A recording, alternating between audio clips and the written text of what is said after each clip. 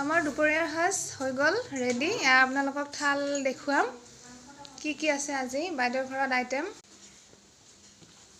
এয়া চাওক, plain rice, fried rice, বেঙেনা ফ্ৰাই, কণীৰ অমলেট, দালি, চিকেন, চালাড।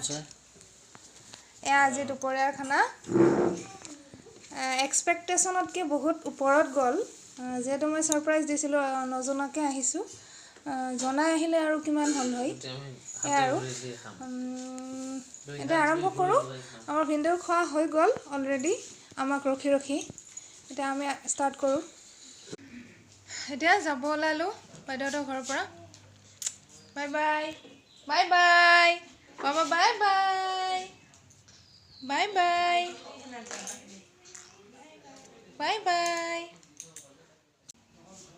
বাই বাই, ভালকৈ দিয়া। যাব ওলালোঁ, ৰাতিয়ে হ'ল। মাহীহঁতৰ ঘৰত আহিছিলোঁ, ওচৰতে মাহী থাকে। এয়া মাহীহঁতৰ ঘৰ, ৰাস্তাত আন্ধাৰ। এয়া মাহী, দেখা নাযায়। ঠিক আছে, গৈ থাকোঁ এতিয়া, ৰাতিয়ে হ'ল। Bye bye.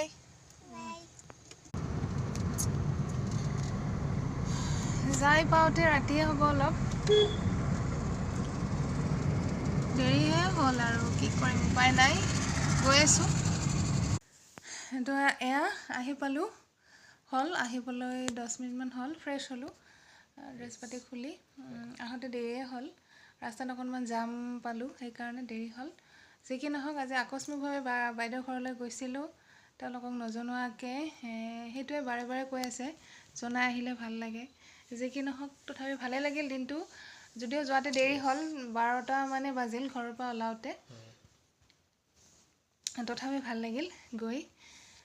মাজে মাজে এনেকুৱা উপহাৰ দিলে ভাল লাগে।